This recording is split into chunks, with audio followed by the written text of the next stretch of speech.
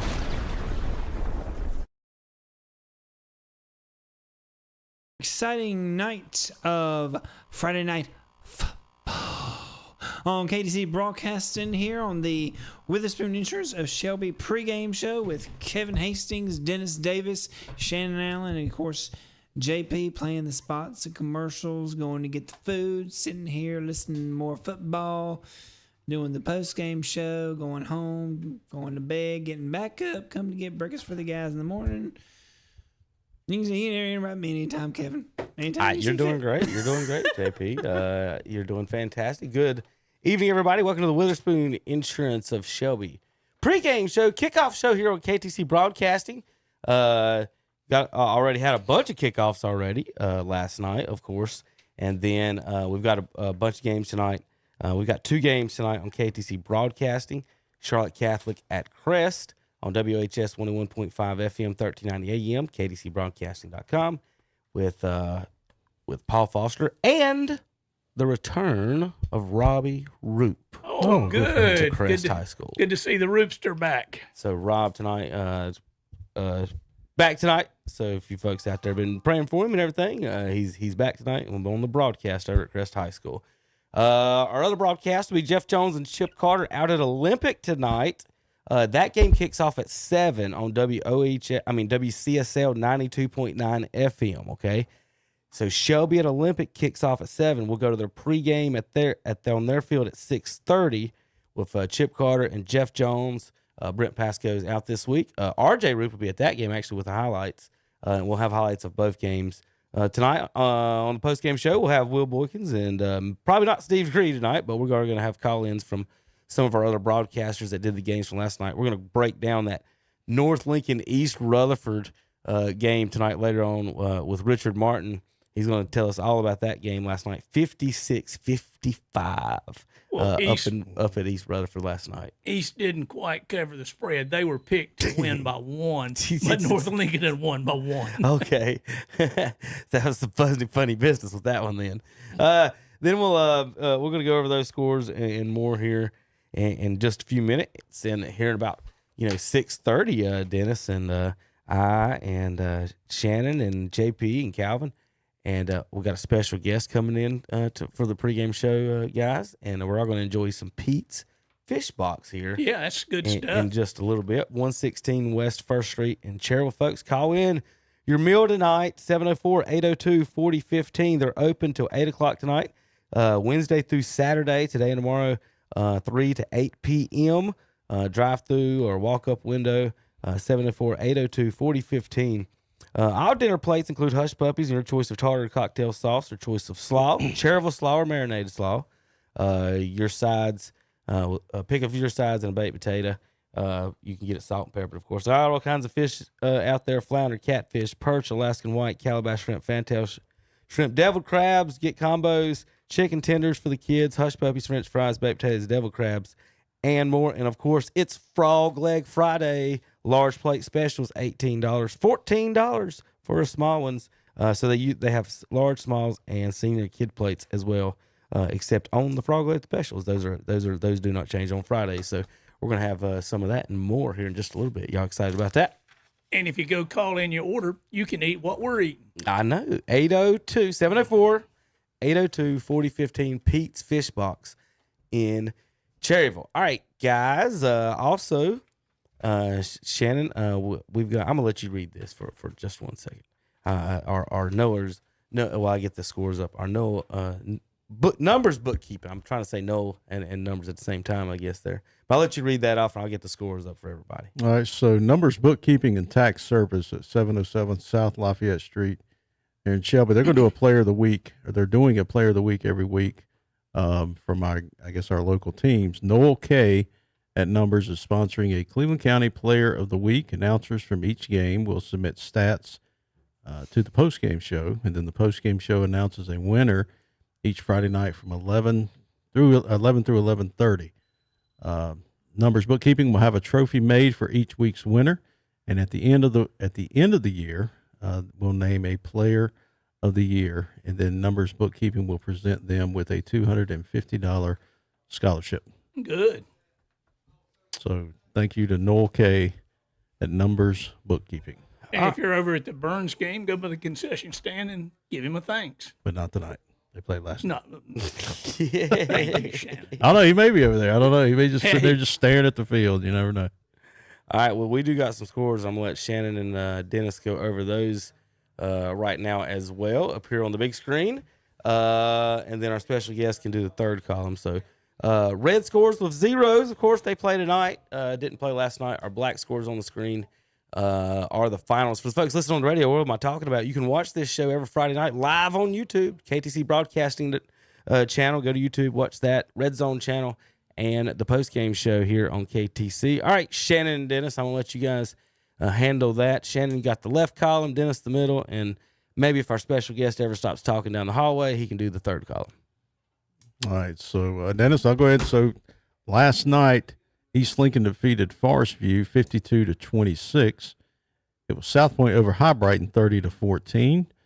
The Maiden Blue Devils defeated St. Stephen's 29-6. Ashbrook defeated East Gaston 50-7, and the Hickory Red Tornadoes big win over Cox Mill 69-28.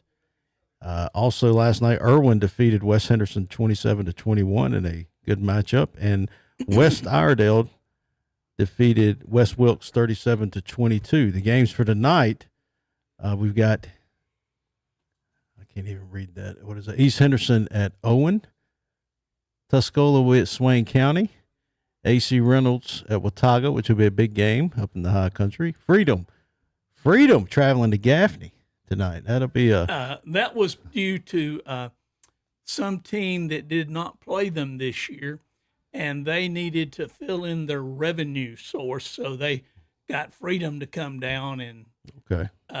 They're probably going to win that game, and everybody will be happy. Yeah, they'll probably win that one. And then the another game, local game tonight that is playing tonight, Crest will be hosting Charlotte Catholic. Yeah, that's always a head banger. They've played several times before, Crest and Catholic, and Greg Lloyd has played Catholic a couple of times in the playoffs. Has Catholic ever played at Crest? I know they've played down there, but I'm trying to think. I don't think so.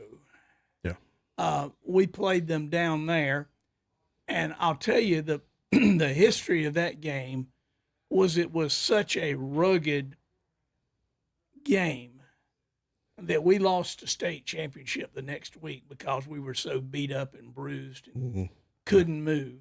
But that was absolutely the best high school football game, hardest hitting game I've ever seen, was Crest versus Charlotte Catholic, when Charlotte Catholic and Crest were the two best teams in the state. And then we allowed another team to beat us the next week because our boys just couldn't play. The Ledbetter kid that was such a good running back, he couldn't hardly move. And the guy that plays for the Minnesota Vikings these days, he was on that team, and he got beat up pretty good by that huge Charlotte Catholic line. Mm-hmm. Yeah. All right, let's go some scores here. We've got Alexander Central and Burns Bulldogs. They played last night, and Burns beat them 28-7. Also last night, the Chase Trojans and the Drone Wildcats. And Chase won last night 34-28. Now, talk about a slobber knocker. We've got a North Lincoln and an East Rutherford. And I looked at the odds, and it was predicted that East Rutherford would win by 1 since they were playing at East Rutherford. Yeah. But they didn't cover the spread because North Lincoln beat them by 1, and it was a score of 56-55 in favor of the North Lincoln Knights, who remain undefeated and probably one of the better teams. The Bandy's Trojans defeated the South Caldwell Spartans last night 35-6. It was the Forest Hill Yellow Jackets stinging the Community School of Davidson by a score of 36-7. This one is a little bit of a shocker. Monroe, that we know is very, very good and very fast, beat East Mecklenburg 63-0, Shannon. 63-0. And we've got the Mountain Heritage Cougars playing the Henderson Bearcats last night. And Mountain Heritage won that 42-7. Now, we've got some games that are going to be played tonight.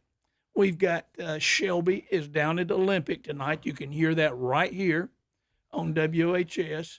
We've got, Chesney Eagles playing the RS Central Trojans, Hilltoppers tonight. That is a little bit of a rivalry game because they're both in the same geographical area. We've also got tonight Brevard, and they're taking on the North Buncombe Blackhawks, and that'll be an interesting game. We don't know much about them. And then we go down to the Elkin Bucking Elks, which is a unique name, Tom, and the Surrey Central Eagles, and they'll battle it out tonight, I guess, to see who gets the antlers or whatever. I guess. Okay. And then the last game in my column is the Lake Norman Charter Knights taking on the Pine Lake Prep Pride. Tom, you got the third column. Let me mention this before you start, Tom. The Chase and Drone game, Drone actually won that one in overtime. Oh, really? Yeah, I knew because Todd Frazier, he works for the city of Shelby. His son Zach's the quarterback at Chase. He had 311 yards on 34 carries with 4 touchdowns. So Chase did win that game. Drone won. Drone won. Okay. So the Drone score's won wrong. it. Okay. Yeah, the score is wrong. But yeah, I was just going to say Zach Frazier, the Chase quarterback, he rushed for 311 yards. Well, I've had it reported differently. I've had it reported that the other team won that one, so I'll make that change when we get to it. Tommy, take it away. All right. North Gaston defeats Cherryville 35-2. I guess a 2-run homer in the bottom of the ninth prevented a shutout from the Cherryville Ironmen. I think it's the Union County Cardinals defeat Vesper City 20-10. Thomas Jefferson, big win, 61-6, beating up on my UNC Charlotte namesake Bonnie Cone Academy. Come on. No wonder Bonnie Cone didn't want a football team up there at UNC Charlotte for a long time. Big one tomorrow, Shannon. We're going to talk about that one in just a Gardner second. Webb. Highland Tech defeats the Triangle Tigers 70-0. My friend Terry Reinhart reports, or was it you that reported, Shannon? Highland Tech 3-0? Terry, Yes. yeah, 3-0. 3-0. 3-0 Highland Tech on the year. North Iredell defeats Mountain Island 21-7, and McDowell defeats Avery County 49-21. Murphy defeats Smoky Mountain 22-14. It's Pisgah over Hayesville 30-0, and East Wilkes defeats Wilkes Central in the Moonshine Bowl. I need to warn you, 22-17. Chip Carter and I are going to be on you like white on rice if Gardner Webb I'm beats just gonna tell UNC. you. I'm just gonna tell you. It is gonna be a green wave gonna hit y'all tomorrow. Let me get these ones that we will have tomorrow. Mitchell and Andrews tonight. Mount Airy and Ashe County tonight. Swain County and Tuscola. All ball games that we'll have tonight, and it's going to be, it looks like it's about half and half. The weathermen really whiffed on this hurricane, and it's sad. We could have had Friday night football. It's a glorious night for football. It's not hot. We still You know? have Friday night football. Yeah, Tom. but I'm talking about at Burns. I'm talking about at yeah. Burns. We don't have football tonight. So Had you rather had the win or played tonight? I think we were going to get the win either way. Oh. But I mean, you know. Confidence, man. Well, you know, I told Kevin I'd stop by instead of calling in. I know that Potter's going to call in at 6, so I got to keep it fairly brief. First of all, I want to talk about the attention to detail of the Alexander Central stat crew. They brought their own printer, Shannon. Oh, wow. wow. They brought their own stat nerd, printer, color guy, play-by-play guy. I thought Fox had walked into that place or NBC or somebody. They had all this. But Alexander Central kept it close. You know, it was only a 6-0 game at halftime. You know, Burns had turned the ball over, costly fumble after a long play. And there were a couple other penalties that hurt Burns. They had another scoring opportunity and took themselves out of field goal range. So it could have been more scoring for Burns, but the main difference in the game was the speed of Burns. If you know, they couldn't really keep up with Surratt, Warlick, How the Wise, is it Wilson. Wise or Davis? Or What's that? Which one's Davis or Wise? The other running back. For Burns. For Burns, there's let's see, no. Goodson runs it. Max Davis. Yeah, that's who you're Davis, thinking. yeah. Max Davis had a couple of touchdowns, but you know, just go on the stat sheet. You know, it was 28-7. You know, first downs was fairly even. It was 11-15. Okay. But Burns, 247 yards on the ground. Alexander, 119 yards on the ground. Now, the kid for Alexander Central, Jeremiah Whitaker, had over 203 touchdowns the week before. So pretty good job on him. He still got 62. But what's that? The week before. I don't know. I'd have to look. It might have. You still ain't calling it. You said touchdowns. Yeah, you said Oh, 200. I'm sorry. I've been doing that all day. I've been doing that all day. No, I'm just messing with you. Yeah, I know. It's okay, Kevin. He went to UNCC. Yeah. But welcome to the pregame show. That's Thompson Fun, if anybody didn't know. Big Yeah. night up in Burns, Yeah. Longdale, Tom. Yeah. And But congratulations to the Bulldogs on Yeah. another victory. Sorry, I'm just stepping in the middle of the conversation. yeah, it's okay. Well, what I was going to add to that is Burns, pretty good job against the running game. Passing yards, 174. Now, I know that you asked about Marshall McGowan. Yeah. And how's he progressing in the Marshall McGowan is the athlete that really eventually, if it involves a sport, he's going to learn to play the position. You know, he's one of those guys. He's one of those guys you're mad at because you had the position and then he comes along and he's just got such tremendous athletic ability. He can really, he can just do it. I mean, you could just tell that as the weeks go on, he's getting better and better and more comfortable back there. He didn't run too much read option last night. It was more direct snap runs. I saw him run a little bit of read option, but the passing game, throwing the slants, and can throw the deep ball as well. I mean, he's not just throwing 5-yard passes. He could throw it deep. So, I mean, he's just really Is he still playing linebacker, too? – and he's playing on defense as well. So Well, he never Tom, comes off the field. Yeah. The reason I brought him up and talked about him, you've got an important end of the year game. With Shelby. And I wanted to give Steve Degree a little warning ahead of time. They Well- better work on their defense because McCowan is going to be better, and he's Yeah. going to be able to throw the ball on Yeah, them. and like I said, it's gotten better every week. And plus he was 9 of 11. Yeah, So I think the previous week he was 6 of 14. yeah. And I think a couple weeks ago before that didn't have any passing yards. So we've seen it progress. And as Kevin likes to point out, they're doing it against the 3A portion of their schedule. You know what I mean? They had the 3A portion. They had 4 teams, all 3A schools. Now, I know that I heard you talk about one night, the softer 1A part of the schedule. Dennis, I almost don't like it. You know what I mean? I know Yeah. you say that you get a chance to to work against some other opponents. But I like the 3A part of the schedule because, Alexander Central with the Whitaker kid, and they also had a kid named Millsaps, the tight end. He goes about 6'6", had a couple of big catches and a touchdown.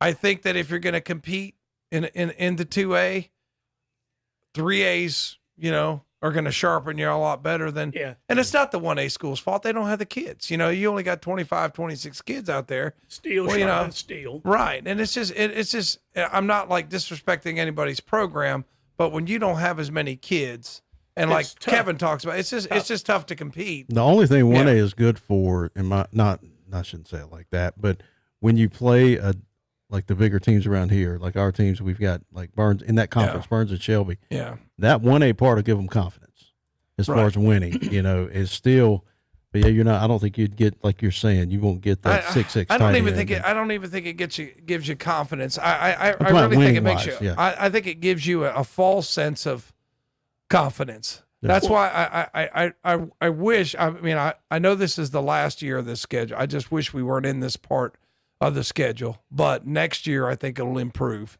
and it'd be better for the other teams too. Does Highland Tech really need to play Shelby? Is that good for their kids? Well, Tom, it's not fair. It's an unfair comparison. Speaking of the Highland Tech, the coach had some interesting comments this week. They're on a 3-game winning streak, right? And we're talking Highland Tech, 3-game winning streak. Right. Never thought we'd combine those two, right? And he said he went out of his way to find non-conference foes that they could actually play against and stand a chance to win, because they were so far down mentally that they needed the confidence booster. They got some new lockers in their field house. They got some wins under their belt. They're walking around campus right now, not being everybody's doormat. So there's an opposite side to what you're talking about for a team like that. It's not going to play Burns or Shelby and have a chance to really beat them. What's your situation? I did the same thing in soccer. When I first took over the soccer team over there years and years ago, they hadn't won a game in 7 years. So you don't go out looking, let's go play Hickory. Let's go play St. Stephen's. No, you find teams you can play with. Mm-hmm. And that way you can build. And what Highland Tech has done is the exact same thing I did when I coached soccer. But once you're more established, if you want to play, you got to stretch. Right. You want to play some tougher opponents. And, Alexander Central, I didn't realize, the series was about even. And I remember that one year they thumped us 40-7. We went up there and got. But you know what they're not doing at Alexander Central anymore? The motorcycles. They resurfaced the track. No more motorcycles. Oh, really? No, they had to get rid of that. So I was like depressed. They didn't seem to be too upset about it. But it was a competitive series. I don't know if we'll be able to renew it. It is kind of far. It's about an hour and 15 minutes up there. But I hope the schedule next year, gives you some tougher opponents. Like I said, I don't mean that disrespectfully, but I'm not really sure why you got 1A opponents playing higher end 2A schools, and it just doesn't make a whole lot of sense. So realignment, I know Kevin is probably going to talk about that at some time, but we'll see. We'll see what happens when they realign. I think you got a sheet in front of you over there, Tom, in your area. I think I left one over, but you can look at it. We'll talk about it. What I'm hoping for, Tom, did we ever get to the scores? Is a close matchup. Yeah. Okay. Between West Lincoln and Burns. It's a natural. Make it happen, Tom. Well, that's up to West Lincoln, I'm sure. You'd sell a lot of hot dogs, as Kevin says. But to give a few highlights for Burns, I know that I've kind of meandered a little bit. Sorry about that. Xavion Wilson led the team in rushings, 11 carries, 90 yards. And Goodson had 4 carries, 51 yards. Marshall McGowan, 7 carries, 51 yards. Davis, as you said, 5 carries for 48 yards. Receiving, first 100-yard game of the season. Kenyon Surratt, 4 catches, 125 yards. He's had a couple brothers come through there, Kahari and Kamari, who have been good football players. And McGowan was 9 of 11 for 174 yards. So a good job by the Burns offensive unit yesterday. Ran the ball really well and had a more balanced attack. I do want to nominate Kevin because I'll leave the stats with you. Our player of the week was Max Davis. He had two rushing touchdowns, and he led the team in tackles. In addition to that, he had 11 tackles and a sack and a forced fumble. So Max Davis is our nominee for, and we know that Numbers Bookkeeping is sponsoring that, also sponsors our touchdown. So thank you, Noel K, for sponsoring that. But Max Davis is our nominee this week. Thank you, Tom. We're going to take a break. We come back. We're going to talk our top 10, our broadcast, and more up-to-date, to-the-minute top 10 after last night's game, and more on ktcbroadcasting.com. Free gas for a year from Renato Honda in Shelby. Come in and find out the details. Yes, free gas for a year, but that's not all. Renato Honda is the home of the $5,000 test drive. See them for all the details. But that's not all. Get your best deal at Renato Honda, or they will pay you $1,000. Come in for all the details. That's Renato Honda at Renato Auto Mall, 4425 East Dixon Boulevard in Shelby. Online at RenatoHonda.com. Plumbing problems can drive you plumb crazy. Not anymore. Use your head. Call Olmsted to take care of all of your plumbing needs. Olmsted Plumbing has been serving this area since 1973. That's over 50 years. Plumbing problems can happen anytime, and anytime is not a good time. From slow toilets to leaky pipes to clogged drains, Olmsted Plumbing can do it all. Just call 828-245-7302 or visit the website at olmstedplumbing.com. Like we said, use your head. Call Olmsted. Olmsted Plumbing, you'll be glad you did. Before you buy insurance, call and compare at Witherspoon Insurance in Shelby, featuring names like Progressive, National General, and State Auto. They do it all. Auto, home, life, health, commercial, motorcycle, RVs, golf carts, and indemnity bonds with low down payments. Call 704-480-9595 or drop by their office at 125 North Lafayette Street in Shelby, right across from First Baptist Church. Serving Cleveland County since 1986.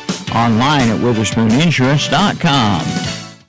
For over 60 years, Honda Motorcycles of Shelby has been serving this area, and they continue to do so today. Right now, you'll find a good inventory of dirt bikes, plus 150 and up to 450 models of on- and off-road bikes. See the new 2024 Honda Rebel, along with 4x4 ATVs and side-by-sides, including the Pioneer and the Talon, plus gold wings and trikes. And don't forget about their parts and service department. That's Honda Motorcycles of Shelby, 4402 East Dixon Boulevard in Shelby. Online at HondaMotorcyclesofShelby.com. Ahoy, mateys! The shrimp boil is back at Peach Fish Box in Cherryville, and it's available every day. And don't forget about Frog Leg Friday. People are hopping in for it. And try their perch and chicken tender specials each and every Saturday, along with big dinner plates. Walk up or drive through. Call 704-802-4015 for Pete's Fish Box. Again, 704-802-4015. Pete's Fish Box, 116 West 1st Street in Cherryville. Open 3 to 8 Wednesday through Friday. And sponsors of the Friday Night Football pregame meal for KTC Broadcasting. Mark your calendar for the Cleveland County Chamber Wine Cellar event, September 20th at the Banker's House. This fundraiser contributes a portion of the proceeds to scholarships for 25 graduating seniors from each Cleveland County high school, with a focus in business and entrepreneurship.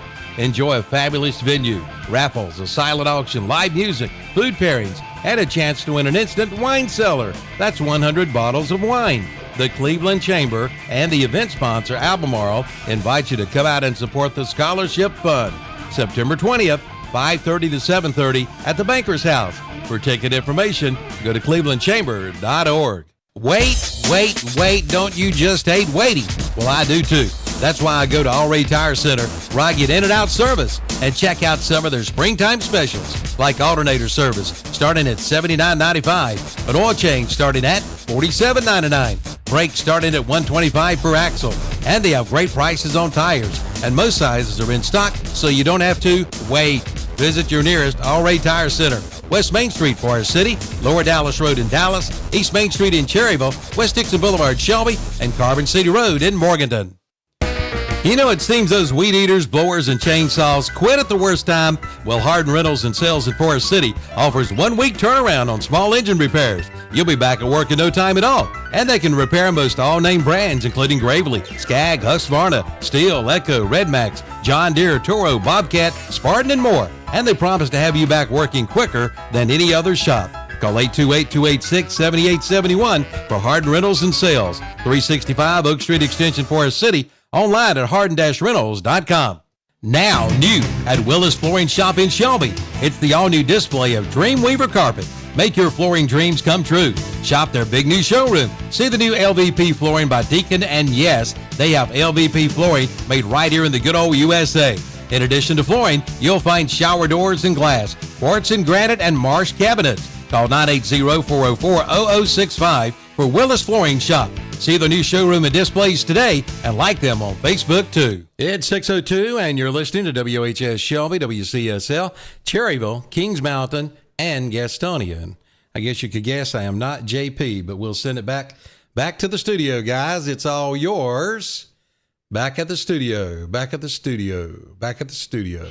We hear you. All right, we got David Potter. He's going to call in any second now. Correct. So just hang in there. Correct. I'm waiting for the phone to ring. Well, Mr. Potter was at last night's Lincoln County game of the week where East Lincoln won 52-26 over Forest View.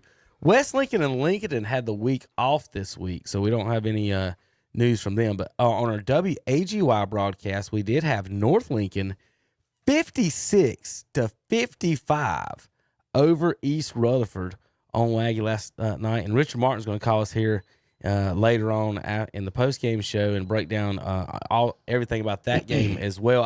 We're going to go over some highlights. We do have highlights, guys, from some of the games in the area. We're going to go over that. So we got highlights from last night's games. Let's see. We've got highlights from Alexander and Burns, North Lincoln and East Rutherford. We got highlights of that game. We also got highlights of Cherryville and North Gaston, and also, Shannon, of Highland Tech's victory. We've got 2 weeks of Highland Tech highlights here That's on the KTC undefeated Press. Highland The Tech. undefeated Rambling Wreck of Highland Tech. We've got highlights of that, so we're going to pull that up here in just a moment as well. Waiting on to talk to David here in a minute. Dad, did he call in already, Dad? Or okay, there he is. I just want to make sure you just didn't say that, but yeah, he told me he was going to call in. I think we got him now. Dave, you there? Yes, I am. David Potter, LincolnCounty.com broadcast this week. Like I said, he had Forest View at East Lincoln. Next week we'll have looking at my schedule. Who do we got? Statesville at North Lincoln, right? That's correct. All right, so that'll be a huge game. We're going to talk about that in a minute. But last night you were at a makeup game in the middle of the game, and he interviewed Shannon and Dennis on his coach's interview. He mentioned that he's never interviewed the coach over the phone from his couch, basically during the middle of a ball game. So, David, tell us a little bit about that game. Yeah, that was a little weird. It was like, okay, we played 9 minutes, and then we'll come back 13 days later and pick this up again. So there was no coin toss. There was no kickoff. It just went straight to 4th and 22 at the 39-yard line. It just literally picked it up in the middle. So, of course, it was an in. Well, David, going from how did Coach Leibowitz explain like how that was different as far as their preparation? Well, the big thing was just there's no way to ease into it. It's not like, okay, there's a first play. You know how teams kind of feel each other out sometimes on the first possession. Not always, but you're thrown right in the fire. Here it is, 4th and 22. If we get the stop and we go score, now we got a 3-score lead. If we give it up, well, then they've got momentum coming out of the gate, and they've had 13 days to figure out what they want to do on that play. Yeah, I know, right? Like, how does that, like, how much time did they spend on that one play, you think, just getting ready for that? I'm sure they went, because, they had to go 22 yards. That was the biggest problem, so I'm sure that limited what they were able to do. And if I remember correctly, they didn't do a whole heck of a lot on that play anyway. So, well, and then go ahead. And then East just took the ball, and they basically scored almost every possession. They just blew it off, blew the game open. They were up 52-13 at one point. So, have you seen everybody in Lincoln County yet? I did at the Jamboree. This week will be the first we've seen North Lincoln. Okay, so you got Statesville, North Lincoln. So East Lincoln moves on. They're undefeated now, 3-0 on the season. They've And they get Hickory next. That's what I was fixing to ask you. What's your prediction on that matchup between them and Hickory? I think it's going to come down to who makes the fewer mistakes because both teams can sling it up and down the field. I mean, East Lincoln scored 47, 52, and 52. Hickory scored 34 in the first quarter against somebody and then just put everybody in. And then last night they scored 69 against Cox Hill. Yeah, So, I saw that, and I was starting to get a little bit worried about the conference there once I I mean, saw that. they've still got Isaiah Lackey running the ball. He had 5 rushing touchdowns last night. Their defense had a pick 6. Brady Stover still is at quarterback for them, and he slings it all over the lot as good as anybody. They're number 1 in the state for a reason, and they're number 12 overall in the state, regardless of class. It's going to be a heavyweight battle now. Is that game going to be at Hickory or in Denver or at East Lincoln? At East Lincoln. It is, okay. Well, that'll give East Lincoln at least some sort of edge if there is one to get. But because East Lincoln is there when they're playing at home, David, you may speak to this, but they are a different team, in my opinion, than when they're on the road. That's just a different atmosphere down there. Well, you've got the defending state champion playing the previous state champion. Yeah. So that's a tough head knocker either way. Has 2 very talented teams, especially on the offensive side of the ball. I think it's which defense can get stops and which defense might force a turnover in an opportune situation. I mean, East Lincoln stayed with them pretty good last year, and then they made a couple mistakes in the late third, early fourth quarter, and Hickory pulled away. But it really was a close game before that. That was one we covered last year. Well, this week we're going to have North and Statesville. So Hickory will go into that game 3-0, and they've given up 28 points. East Lincoln's going into that game 3-0. They've given up 64. Statesville comes into this game with 3 4A victories and give up 42 points. North Lincoln comes in this game with 3 2A victories and give up 83 points. Is Statesville like a big favorite or small favorite? Well, what do you think North Lincoln's got for the Greyhounds this week? They've got a common opponent. Each has played East Rutherford in their last game. East Rutherford went to Statesville and just pummeled them. It was like 55-12. It was a big blowout. And then last night, of course, the Donnybrook up in East Rutherford, North Lincoln pulling it at 56-55. They went for 2-point conversion with a minute to go in the game and got it, and that was the margin. Well, we'll have that game next Friday night on LincolnCounty.com broadcast on YouTube. David Potter, Scott Tudor, and let me look at the rest of the schedule real quick. We've also got looking ahead, West at Maiden, Lincoln at Bandy's, West Caldwell at Lincoln and Ford at North Lincoln, East Burke at West, and in the season, North and East with another big game up on that end of the county. Yeah, it's going to be a busy night. Yeah, well, David, you guys have a great weekend. Early Friday night for you guys. Yeah, got the night off now. All right, enjoy yourself, brother. Have a good night. All right, David Potter in the Lincoln County Game of the Week. Like I said, we're going to talk North Lincoln and East Rutherford after tonight's games on the post-game show with our broadcaster, Richard Martin. But, so right now, going into next week, guys, games, Statesville, East Lincoln, North Lincoln, and Hickory are combined 12-0 headed into next week to play each other. So next week we're going to have a big game up there in those big games in those conferences, aren't we? Somebody's got to lose. Yeah, I tell you what though, I was looking at your power poll here. The Ashbrook Green Wave 3-0. Yes, they are. You know, I mean, and they play Crest next week, Tom. Yeah, so that'll be interesting to see. I want to see how Crest does against Charlotte Catholic. That's a traditional powerhouse, so that'll be an interesting matchup as well. But look at there, South Point 2-0 as well, and they are very good.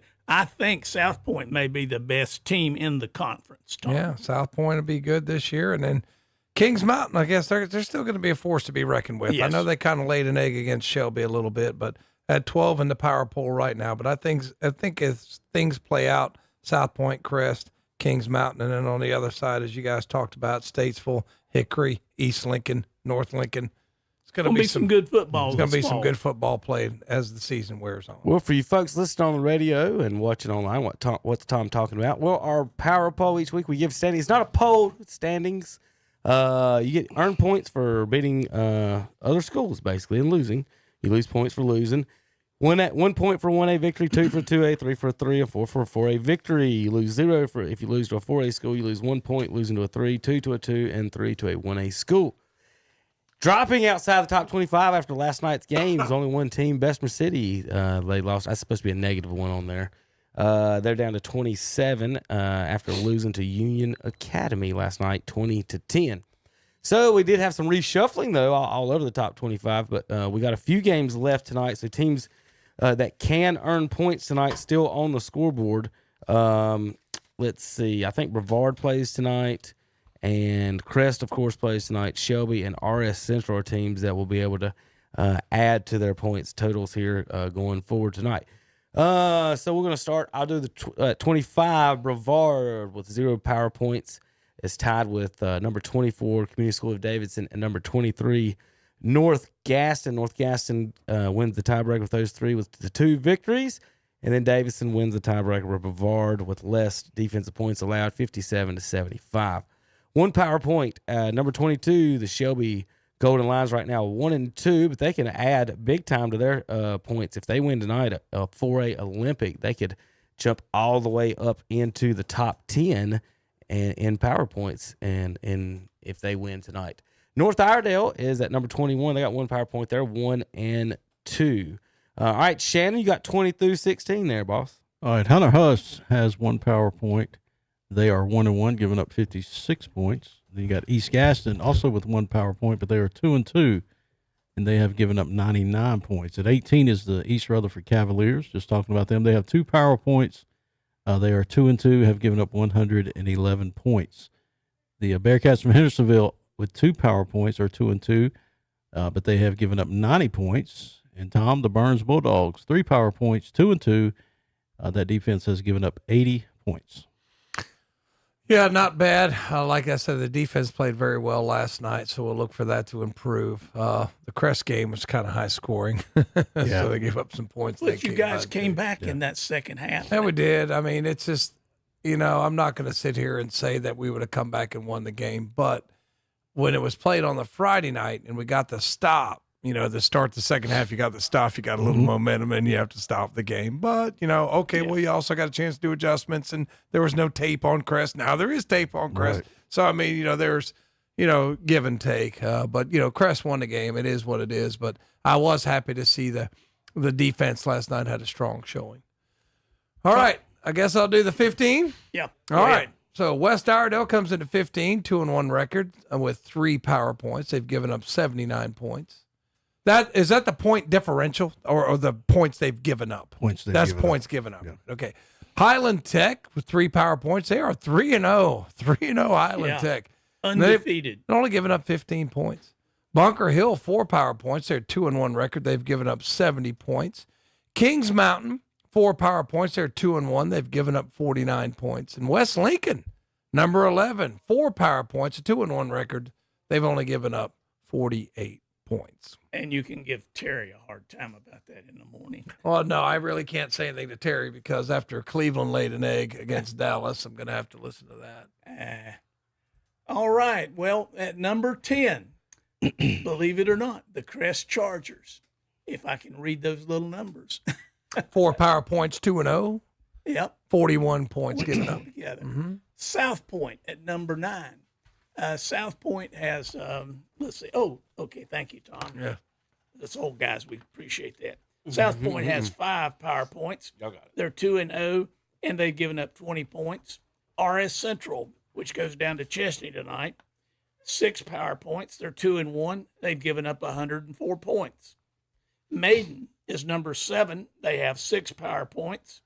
They have a record of 2-1. And they're ahead of RS Central because they've only given up 30 points. And North Lincoln, who also has 6 power points, is at number 6. They're 3-0 because they've given up 83 points, and it's who you give those points up to. And talking about South Point a while ago, a friend of mine, Terry Grayson, he's listening. He sent me a thing about they played High Brighton, I guess, last night.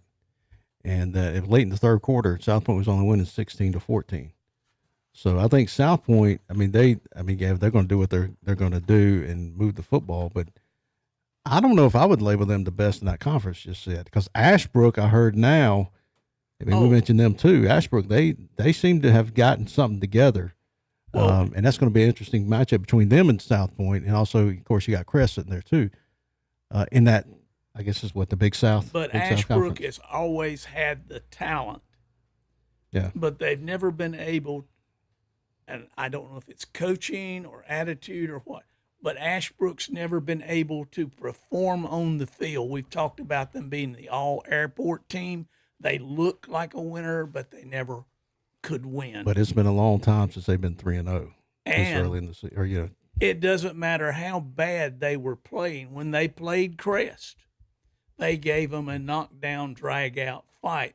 And with them being undefeated going into the Crest game, I imagine they're going to be much better than what we've seen in the past. Yeah. And also, I guess the number 13 team, Bunker Hill, Tom, that's the team that beat Burns last year in the playoffs. And I know they've got some players, but I know they got that the running back that was back they had last year. So that's a team that also could be, and it's talking about two ways. Obviously we're looking ahead probably the playoffs more so in that, but with local teams playing them, Bunker Hill could be another juggernaut this year for the playoffs. I don't know how many games. It seemed like they had a lot of seniors, though, Shannon. I'd have to see. I can't remember. It seemed like some of their skill players were seniors. I don't know. But of course, they might have got some other guys a little bit out of our area. Hard to find tape on them. I guess you can go to Max Preps to see the little clips. The little what do they call the little huddle clips? But I'd like to watch a little bit about Ashbrook. I want to see what they're doing over there. We'll see what they're running over there. I read something in what the coach had to say this week in an interview. Yeah. Tom, let me pull that up here. But while you're doing that, Dennis, they have old Shelby Middle coach Justin Bowden. He was at Olympic last year. Mm-hmm. He's now at Ashbrook. I think he's their offensive coordinator. Okay. His offense is pretty deadly if you have the talent and players. Okay, so. right. This all started last year. You say, well, what's the carryover from one year to the other? The coach says that following a blowout loss to East Gaston last year, they avenged their defeat by playing East Gaston and beating them 56-7. When the win moved Ashbrook to 3-0. And this year, what the coach says is, I think it's a year of maturity. It's got us to where we're at. These kids are more invested. It's the small things we've been stressing, and they're trying to reap the reward from it now. And so, Tom, I think as a former soccer coach, if you could see your soccer players starting to make those little increments of improving their game and, I need to do this and I need to do that they put it together, as we say. And that's what you're seeing at Ashbrook so far this year. Now, if they get blown out by Crest, it'll be the same old Ashbrook. Yeah. If they beat Crest, watch out. South Point, Ashbrook will be a sellout down there. Yeah. They got some fair weather friends down there, but South Point always has a crowd. They bring a crowd. Gaston County will be rocking, and they are ready for a Gaston County team to come up and challenges the Shelbys, the Burns, the Crest, and those teams in the playoffs. It's been South Point. In recent years, the team in Gaston County has been South Point, and it's been tough sledding for a lot of the other Gaston County teams. So it's good if you're a Gaston County fan to see Ashbrook on the rise. Give a challenge, just give a challenge, as you said, to the Cleveland County teams. Give a challenge to Crest. Let's see what happens. Give a challenge to Kings Mountain when they come to town. It makes it more interesting. It makes it more fun, because it seems like that conference been down to Kings Mountain, Crest, and South Point. Those have been the three big ones. Past few years. Yeah. I was trying to find a recap there for Ashbrook against. Yeah, I saw that. I saw some East Stewart. Gaston. There it is. It's coming up. Ended up on the East Gaston pages at Ashbrook, so I'll give you the Just to kind of give the viewers a little bit of, what they're doing over there. Because I can remember a few years back when we played them, they were pretty much a ground and pound. Yeah, I mean, they were. I mean, they like to mash it a little bit. They ran what Jeff Jones taught me that the double hug. It's like when it looks like you got two H-backs on one side, and they just run that side, and it just ran over us, man. It was like, good Lord. I don't know. I don't think they do that anymore, though. Because they've had a number of coaching changes since then. Well, they've always had a pretty good size line, and they could muscle you, but they were sort of soft, as we say. We're watching highlights of last week's 50-7 victory over East Gaston, or this week's victory, last night's victory over East Gaston. So you want to see a lot of highlights here, Tom. So look, there's you spread 4 wide receivers, so they're not grounding and pounding there at all. Quarterback rolls left and throws it deep. Oh yeah, scramble drill, and he's gone. You wouldn't have seen that in the past. I'll tell you what, throwing to the right shoulder too, where only his guy can catch it. That's a nice throw. Does it again, rolling left. Not scared to roll left. Well, you know what? And when you got a quarterback like that can break contain. A.J. McClain is his name. J.J. Gordon, running back here. 28-7 was at this point. A pass to the, I guess, running back out the flats there is what that was. So East Gaston had a little trouble with them. Now East beat North Gaston, so they did. Yeah. Yes. And then North beat Cherville, so a lot of variety in Gaston County football right now. So there, you're seeing a lot of passes here, Tom. Getting the spread and the pass. Well, Tom, y'all ain't got to worry about it. Dennis, you got to worry about that. Yes, I do. And I am worried about it because of what we said.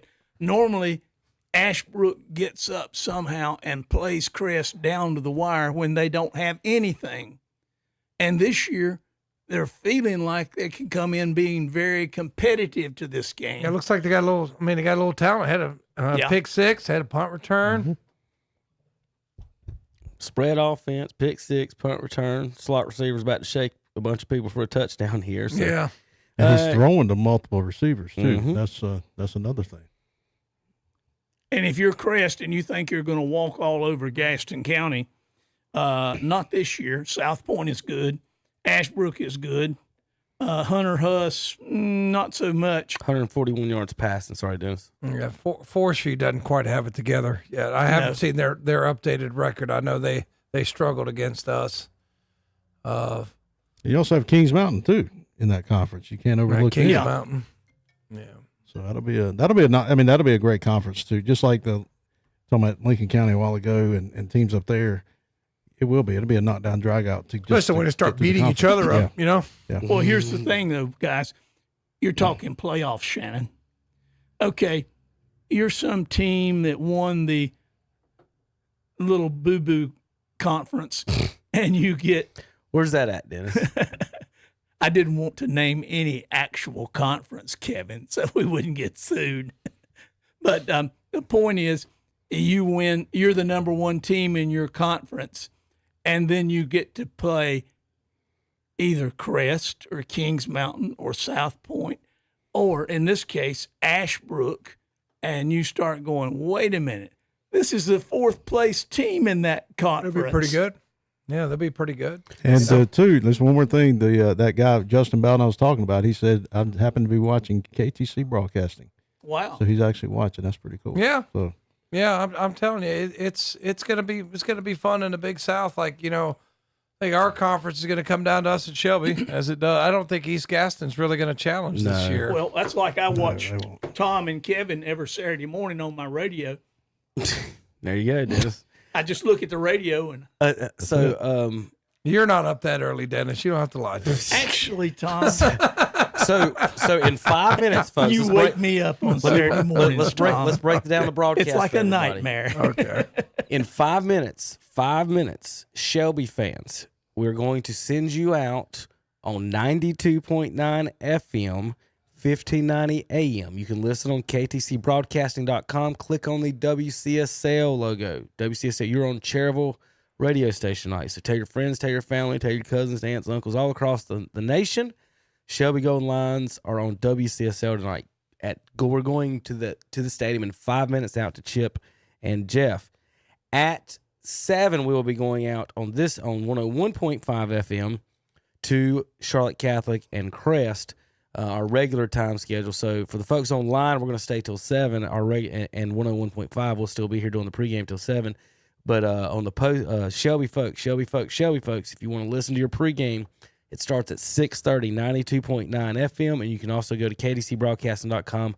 On our homepage, folks, you can listen just right under the WCSL. Just hit play on either one of those. You can go back and forth tonight between the Shelby and Crest games. So I want to get that announcement out. Coming up in about 3 or 4 minutes on 92.9 FM, we'll be going out to Shelby at Olympic for you folks listening on the radio. That's what you're going to hear. So everyone else on 101.5 FM in Cleveland County and on YouTube Live, we are going to be here until 7 on the Witherspoon Insurance pregame show. Now, you know what time it is, Shannon? Fish time. It's fish time. Pete's Fish Box is here. We're going to take a quick break. We're going to come back and give you the scores and more. We're going to send it out to Shelby, and we're going to eat some fish from Pete's Fish Box. There it is. 704-802-4015. You still got time to order. They're open till 8. Hurry up here in Cherryville. 704-802-4015. We got catfish, perch, shrimp, and more down the hall, and we're about to have us a good old time here. Just ordered by wife, fantail shrimp. We'll be back in a few minutes. KDCBroadcasting.com. Before you buy insurance, call and compare at Witherspoon Insurance in Shelby, featuring names like Progressive, National General, and State Auto. They do it all. Auto, home, life, health, commercial, motorcycle, RVs, golf carts, and indemnity bonds with low down payments. Call 704-480-9595 or drop by their office at 125 North Lafayette Street in Shelby, right across from First Baptist Church. Serving Cleveland County since 1986. Online at WitherspoonInsurance.com. Say goodbye to those hot, sticky days in the scorching sun. James River delivers the Back to Cool special on select John Deere cab tractors. Experience ultimate comfort in a roomy, air-conditioned 3R, 4R, or 5E 3-cylinder series cab tractor. Plus, save a cool $5,000 off MSRP on top of 0% for 60-month financing. Comfort has never been so affordable. Visit JamesRiverEquipment.com/cool for more. James River Equipment Company, Highway 180 North in Shelby. Get ready to celebrate 100 years of tradition, family fun, and unforgettable memories at the Cleveland County Fair in Shelby, North Carolina, presented by Albemarle. From thrilling rides and exciting games to delicious food and live entertainment, there's something for everyone. Join us from September 26th to October 6th for this historic event at North Carolina's largest county fair. Grab your tickets today at clevelandcountyfair.com, and let's make this a celebration to remember. The NASCAR Cup Series. And the green flag will fly. Playoffs head to Watkins Glen for the first time. Trouble up into the outside wall. A couple of cars spin and crash. For an annual road course challenge in New York State. Everything they've got, everything on the line. Briscoe into turn number 1. He's got a car length advantage. It's the Go Bowling at the Glen. Sunday afternoon at 2 o'clock on Carolina Country WCSL. 92.9 FM, 1590 AM, online at kdcbroadcasting.com. Join Cleveland County Sheriff Alan Norman in voting for Kevin Gordon for Cleveland County Commissioner. In a recent letter to the voting citizens of Cleveland County, Sheriff Norman pointed out the many reasons Kevin Gordon needs to return as Cleveland County Commissioner to help lead, guide, and direct our county as we move forward. With over 39 years as a public servant, Kevin Gordon is dedicated to serving the people of Cleveland County. On Tuesday, November 5th, vote Kevin Gordon, Cleveland County Commissioner. This announcement was paid for by the candidate, Kevin Gordon. Wet basement, wet crawl space, mold or mildew, Kneeline Co. Moisture and water control can help. Let them control the moisture in your home to keep it safe from fungal growth, mold colonization, and its destruction. Kneeline Co. proudly serving the Carolinas. Call Kneeline Co. today at 704-434-9411 extension 2 for your free estimate. That's Kneeline Co. Moisture and Water Control.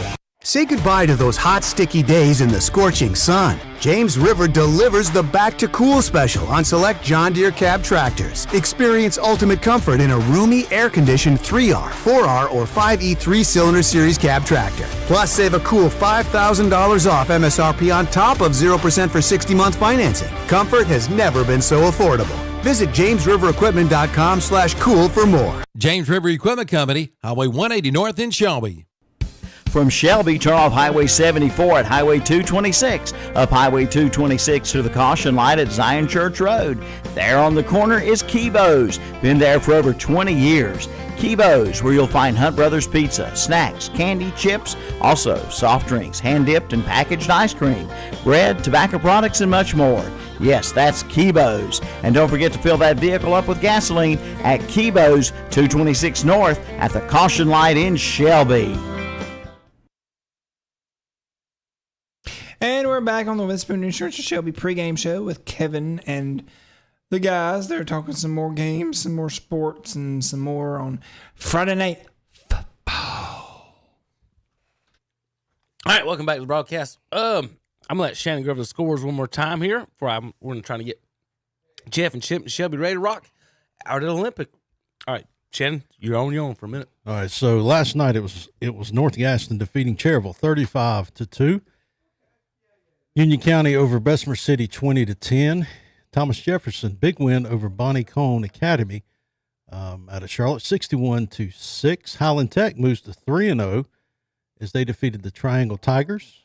Not too sure anything about Triangle, but Highland beat them 70-0.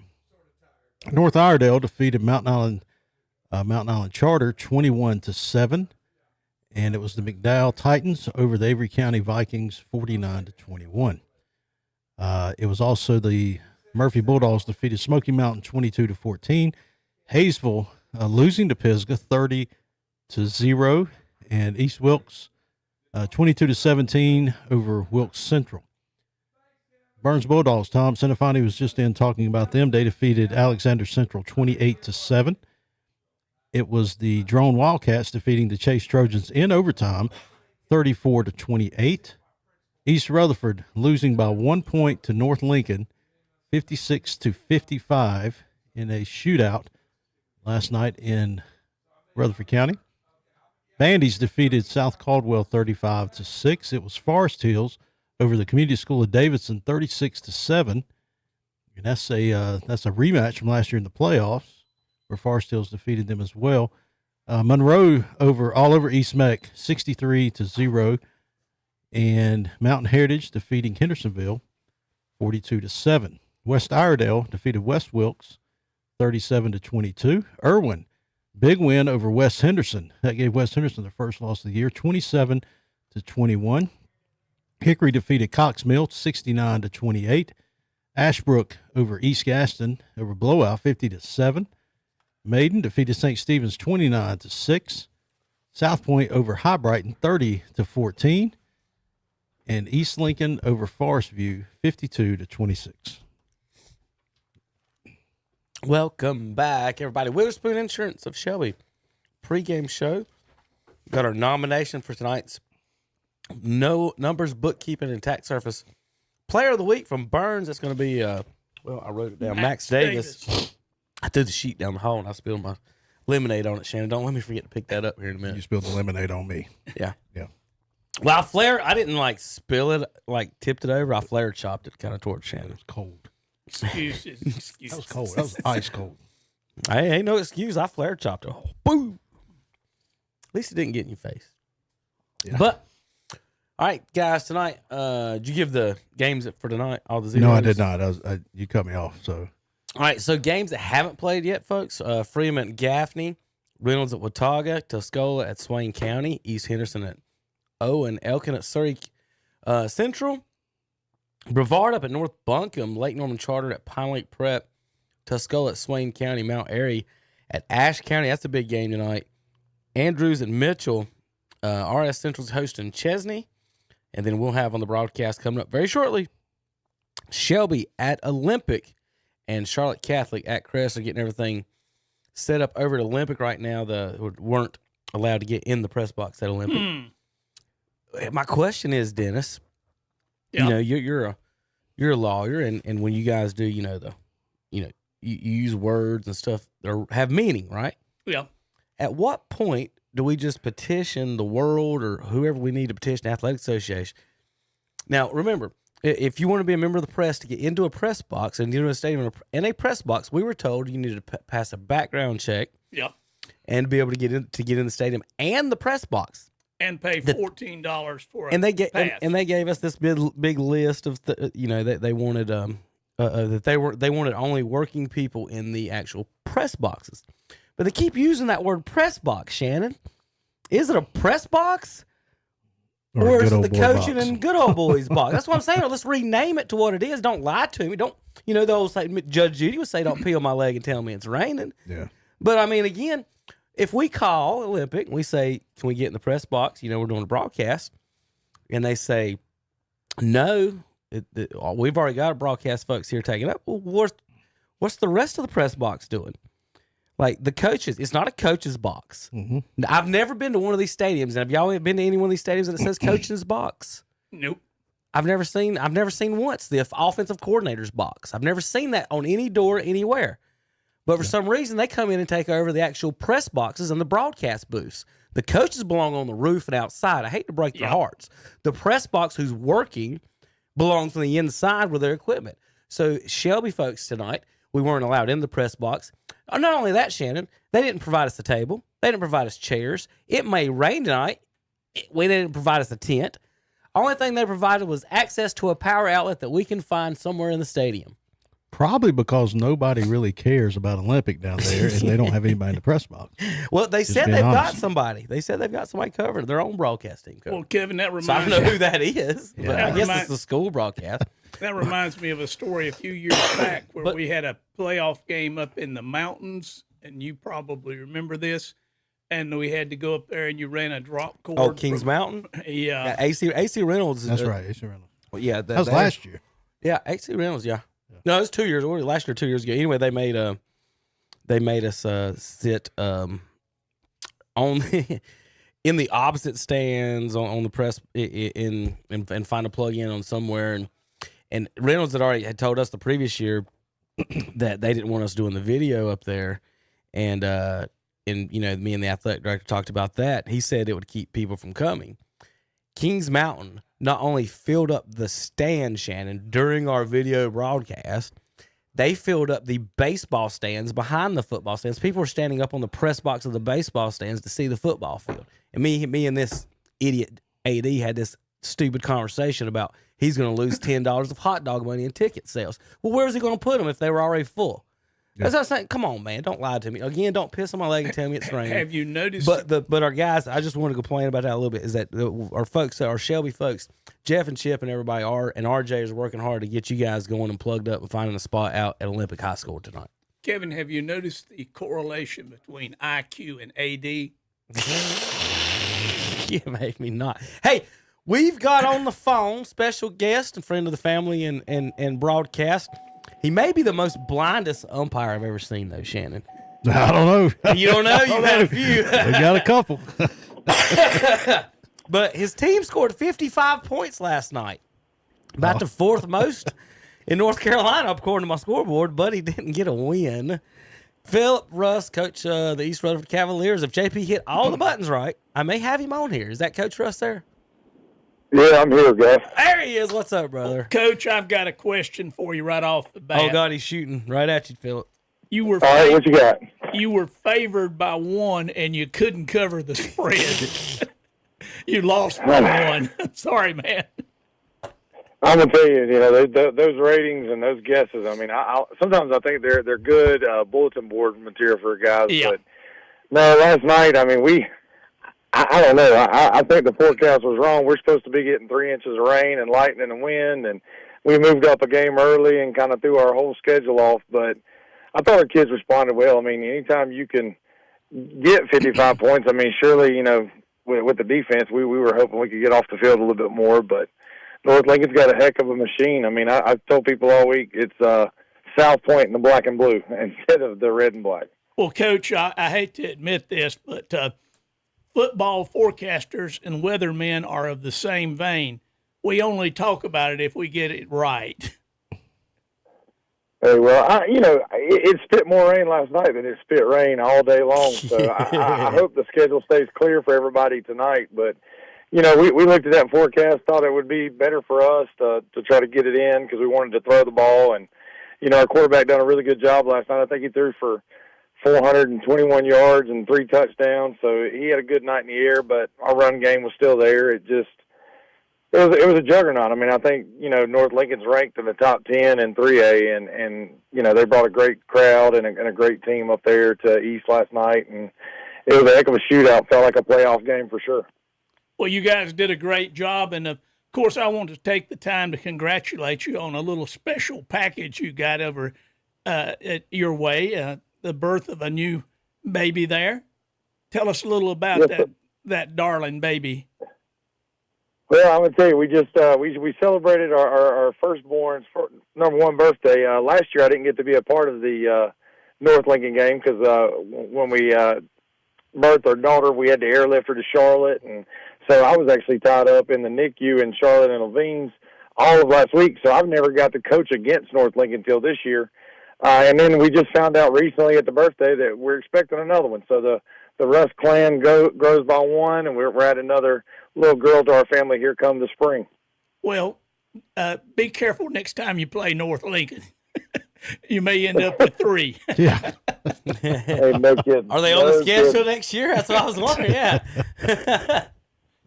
No, I'm going to tell you, I can't wait till y'all bring up the topic about the realignment. I mean, we've been told we're not going to hear about that and being able to plan our non-conference schedules. Everybody's been told that we're not allowed to make a contract or schedule non-conference games because we don't even know how many we're going to have in conference moving into next year. Well, you'd think, Philip, that with being football coaches and football schedules and ADs and people involved in this, literally making the decisions, they don't care what y'all think. They make the decision and just here's what it's going to be. That's pretty much it. We just have to accept kind of what comes down the lane. And I talked to Kevin earlier in the week, and I'm gonna be honest with you. I'm a firm believer in press box being a press-oriented box. I think we this past week, or actually last night, we were expecting 2 to 3 radio stations, media people. It's kind of hard for me to understand why you wouldn't want coverage for your kids. Because at the end of the day, the lifeblood of what we do is our youth. And anytime you can put it on the airways, anytime you can put them in the paper, anytime you can get them mentioned or get them a soundbite, I mean, that goes a long way. You never know when a college can't come recruit. They can turn on a radio station and pick up, what's going on and how players are doing. And, I'm real shocked. And I've heard a lot of different places, they for some reason, go against of what the media can bring. I mean, I'm sitting in the seat at East Rutherford as the AD and head football coach, and I try to tell my coaches all the time, man, it's free recruiting. You can get them on the airwaves, you can get them on YouTube, you can get them there. Promo our children to help them get towards, a higher education.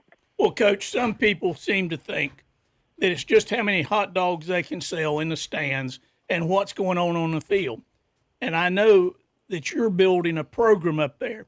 Your kids are not only well coached and well trained and having success, but you're making good citizens out of them. You're doing things out in the community. I've seen where you guys have been out, helping the community and doing projects and things of that nature.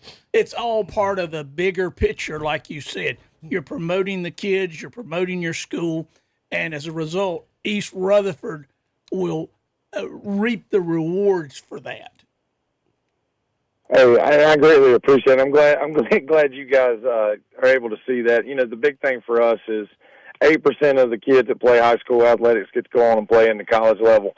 But we're graduating seniors into the world every day. And so we're just wanting folks to be able to go out in their community, leave an impact, and be good citizens, more or less, just try to help the world out. So sometimes it's bigger than a game, and people forget that it is a game. We always want to end up on the winning side, but it's all about building these young people up and giving them a chance to be successful when they leave our team and our school. Well, Coach Russ, you asked, and I'll deliver. I had to run down. I had to run the 40-yard dash. It was about 5.5 seconds. But I did. I've done my own realignment guessing based on a 5A breakdown of what I've been told. And I've got East Rutherford as a low 3A. I don't know if I don't think you're quite close enough to the line to be considered 2, but I've got you as a low 3A. The 3As I got around you are Hendersonville, Reedsville, Chase, Brevard, Lincoln, and Newton Conover, and Bandy. So those are the local teams that are pretty much around you. West Lincoln, Shelby, Bunker Hill, Maiden, and RS Central in my 3A line is kind of what I'm looking at you guys at. That's about what we projected. You know, they're taking those ADMs serious. I know they said they're going to meet sometime in November. They're going to release things to us in March.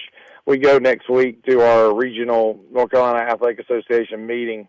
They're going to give us information. I don't think they're in a tremendous hurry, which actually stresses me. And I'm thank the Lord I've lost all my hair because, you know, when you're trying to align those 2-year contracts and right. get non-conference opponents, it's hectic. And I don't know if they've kind of released this to everybody, but next year the playoffs are not, there's no automatic qualifiers. You win your conference, you're not guaranteed to get in the playoffs. It's based on solely around RPI and who you play. So you can't dodge big, good games. You have to go play those. Cupcakes actually will enable you out of the playoffs. So if you play a weak non-conference schedule because you're wanting to get some extra wins because you don't feel like your conference is going to reward you, it actually can hurt you. So you have to go out and seek games that are going to boost your RPI next year. Well, Coach, looking at some other schools in the area, it looks like on my breakdown, Bessemer, Highland Tech in the 2A range. Cherville's on the line, according to my numbers, of 1A, 2A, and so is Thomas Jefferson. 4A, Husk, Kramer, South Point, North Lincoln, East Lincoln, Burns, Ford, East Burke. 3A on the line is Forest View and North Gaston, and then Crest a little bit higher than that, and then Kings Mountain states for Charlotte Catholic, Hickory, Robinson, and Ashbrook. Ashbrook's the highest, actually, most students of all those folks. Looking at the 5As is what those guys would be. So if I've got 5As on that. It probably goes. I think they were going to go 6, is what it was. But none of our teams had that many students, is what I was told. So and you know what's going to be crazy is the curveball they've also thrown is these leagues that they're going to develop are going to be multi-level. I mean, you may have a 1A, 2A, 3A, 4A league. You may have a 2A, 3A, 4A, 5A league. I mean, they're going to try to be regional when they plan out the conferences. From what the first little things that were coming out was, don't be surprised if it's a multi-A level conference. Fun times ahead. Yeah, ask McDowell how that works out for them. I'm glad I'm not in the room to voice my opinion on some of those. So, well, Coach Russ, you got any other news or notes? What you got coming up this week, next week, in your future here in the next couple of weeks? What you guys got going on? Well, we got home coming up next weekend, and we go against Brevard. They've had about the kind of season we've had. I think they do a great job of planning their non-conference schedule. So tonight they go against North Buncombe. So that'll be a game that I feel like they'll manage well. But they went up to Tennessee and played a tough Knoxville Catholic with a Tennessee running back commit, and they got kind of stymied a little bit by Irwin. So we're both kind of in the same boat. I think that we're one of the top 3 or 4 teams in the Mountain Foothills 7, and we've had an offensive outburst these last 2 weeks. I think we scored well over 100 points these last 2 weeks, 62 points last week, 55 this past week. So, moving into it, we got Brevard, and then we get right deep into conference. We go to Chase that next week. But one interesting thing to put on your tab is we're traveling all the way across the state to the Virginia line for our patent filling game. We're going to play Vance County High School. They're a 3A that's undefeated currently right now up in Henderson, North Carolina. Okay. So Vance in where did you say Tennessee? That's near Danville, isn't it? It's up in Henderson, North Carolina. It's north of Durham, right at the Virginia line. Okay. So, hey, Philip, I do want to say you were talking about a while ago about the about the kids coming up. I know last night, I think it was last night, you did you had the top prospect Little League team down there that, and I know they're part of our youth county football league here in Cleveland County, with Rocky Williams leading the Silverbacks there. I do say stuff like that will help build that program up because those kids will be invested in it. We're doing the same thing with Shelby here in a couple weeks with our kids at the city park. So again, thanks for honoring those kids and remembering those kids, because that is your future. That is the future there at East Rutherford. And I know those kids were excited to be out there. And I think it looked like the middle school team out there too. Was that also who ran out before the game? Yeah, so we tried to incorporate. In years past, we've only done youth, and then I was like, you know what, we need to get the middle school up here, because that built excitement. So we brought the middle school, had them wear their jerseys. We actually have 2 youth teams in our area. We got the Far City Little Cavaliers and the Top Prospect Silverbacks. So they came out, their cheerleaders went to a cheer clinic and got to cheer with their cheerleaders. The funny thing was, is they kept getting our ball bag before the game. We were trying to find balls to warm up. We look over, and them young folks was over there playing their own, 2 and tag games in the end zone. So we had to go retrieve our balls because they wanted to play under the lights too. Well, Coach, thanks for giving us the call. Are you going out watch any football tonight? Are you just taking care of the family? You don't have to say what you're doing. Oh no, I mean, hey, it's full transparent, man. This season's grueling. It's tough on you. It's tough on family time. So tonight probably going to be whatever Lifetime movie the wife picks out. Yeah. Put the baby down to sleep, and I'm going to try to not get caught looking at Huddle on my telephone while she watches a movie. I got you. The secret to a happy marriage: keep her happy. That's it. Well, you need to come get you some Pete's Fish Box and feed that baby. It's Frog Leg Friday. Got to get her on that. See if you can get her her cravings on some frog legs. Hey, there you go. That'll really take care of Mama's cravings right now when she's pregnant. All right, Coach. Guys, thank you for what you do. We appreciate it. All right, thank you. Have a good one, Coach Philip Russ, East Rutherford High School, giving us a call. All right, coming up here just a few moments, we're going to take a break right now, and we'll be back and get you guys out to the stadiums for some football here on KTCBroadcasting.com.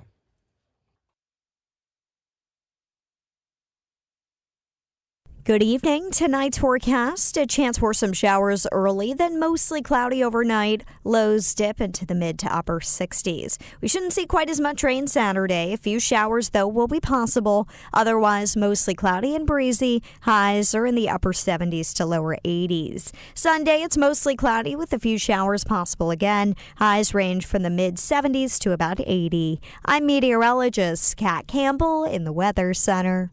Currently from the KTC Broadcasting Studios, it's 6. Ahoy, mateys! The shrimp boil is back at Pete's Fish Box in Cherryville, and it's available every day. And don't forget about Frog Leg Friday. People are hopping in for it. And try their perch and chicken tender specials each and every Saturday, along with big dinner plates. Walk up or drive through. Call 704-802-4015 for Pete's Fish Box. Again, 704-802-4015. Pete's Fish Box, 116 West 1st Street in Cherryville, open 3 to 8 Wednesday through Friday, and sponsors of the Friday Night Football pregame meal for KTC Broadcasting. Where's the beef? Well, it could be in your refrigerator or freezer. If you win the Where's the Beef contest, we'll be giving away $1,000 in beef from Morris Supermarket and Broad River Hams in Shelby. You could win up to $1,000 in beef. Register today at one of our local participating merchants, including at Parker Family Feed on Highway 18 North in Bellwood, at H&M Industries on West Dixon Boulevard in Shelby, at Hojo Outdoor Power on Gregg Street in Shelby, at Alley's Cafe on Highway 180 North of Shelby, at Bruner's Automotive on East Main Street in Cherryville, at Marburger Chrysler Dodge Jeep Ram on East Dixon Boulevard in Shelby, at Eric Johnson Auto Sales on the Tryon Courthouse Road in Cherryville, at Orr's Supermarket and Broad River Hams on East Marion Street in Shelby, at the Great Outdoors, Highway 150 East in Cherryville, at Cummings Furniture, West Dixon Boulevard in Shelby, and at Family Auto on Highway 74 Bypass East in Shelby. Register today. The drawing will be held on Friday, November 1st. Where's the beef?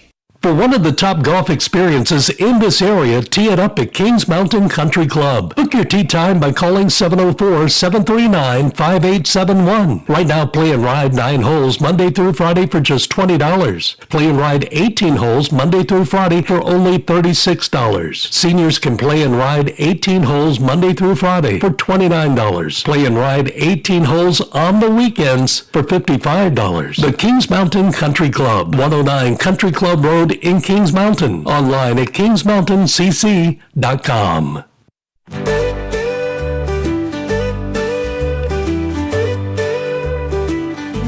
If it's handed to you through a window to your front seat, It's clown shoes on the guys cooking my meat. A paper crown on a king that has no throne. Where's the good food like I got back home? Don't want it through a window. Give me a table, fork and spoon, napkins and plate. Ribs, chops, fish, baked potato, salad and steak. Creekside is what you want. Creekside has what others don't. Creekside, forget the clowns. Creekside, the best in town. Creekside, it's where the finest dining is found.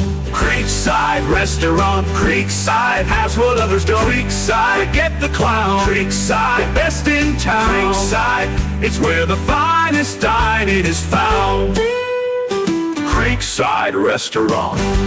Creekside Seafood and Steaks, 225 Kaiser Street, off Highway 74 Bypass East in Shelby. And we're back on the Witherspoon Insurance pregame show. They're about setting up the games, but there's a few more things they need to say. All right, so getting ready for tonight's broadcast. One more time, I'm going to let Dennis and Shannon give all the scores from last night. The red ones for the folks watching are the ones that have not played yet. And we're going to go over that, and then I'll tell you how to get to your broadcast here on KTC Broadcasting. Take it away, Shannon. All right, so doing the scores from last night, is that correct? So North Gaston, all of them. Okay, North Gaston defeated Cherryville 35-2. Union County over Bessemer City 20-10. Thomas Jefferson over Bonnie Cone Academy 61-6. Highland Tech defeated the Triangle Tigers 70-0. North Iredale, defeated Mountain Island Charter 21-7. McDowell over Avery County 49-21. It was Murphy defeating Smoky Mountain 22-14.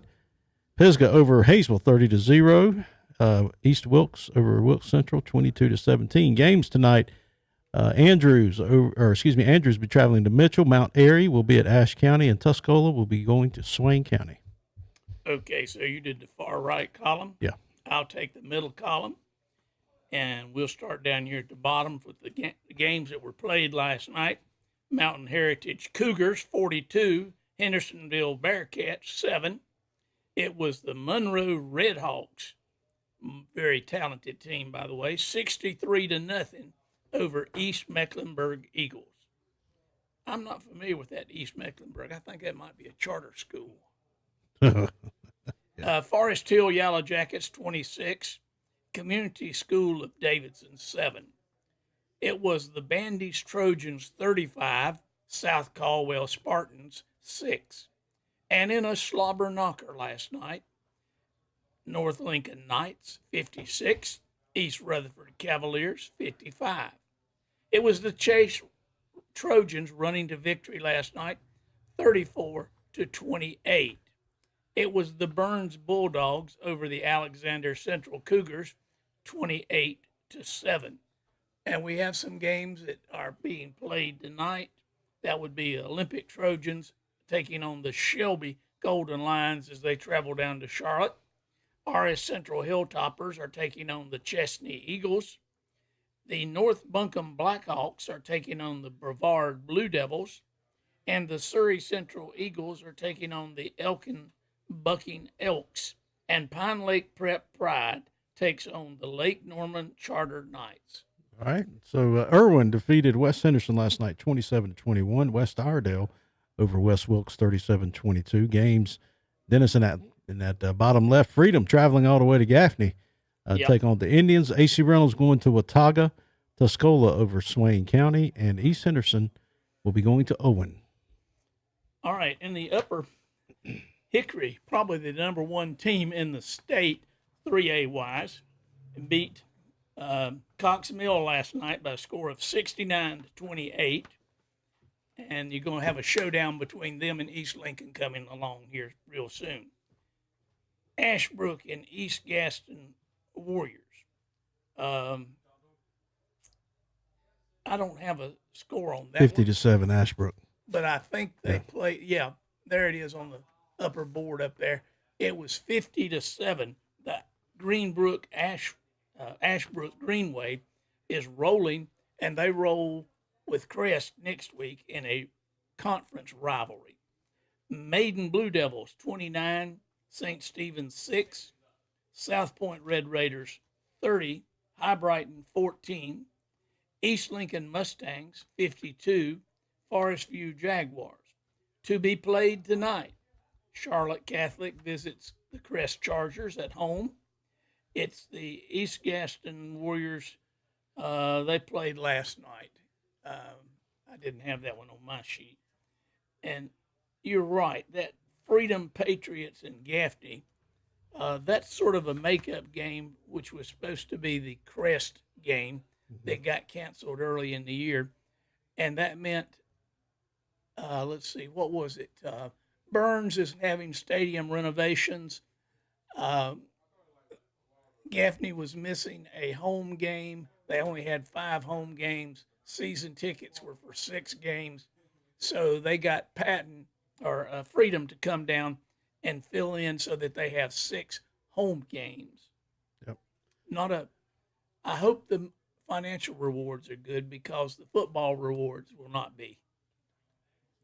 Okay.